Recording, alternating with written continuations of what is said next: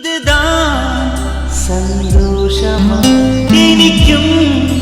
சங்கீதமா தினமே நம் வீட்டிலே சுகமே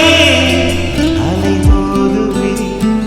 ஒருவரின் விழியும் கலங்கிடும் சமயம் அனைவரின் இதயம் கைக்கும் கையாகும் முன்காலம் நிகழ்காலம் எதிர்காலம் நம் சொந்தம் இதுபோல தினம் வாழ்ந்திடும் இதுதான் சந்தோஷமா இனிக்கும் சங்கீதமா இதுதான் சந்தோஷமா இனிக்கும் சங்கீதமா இதுதான் மறுஜன்மமா இறைவன் தரும் பாடமா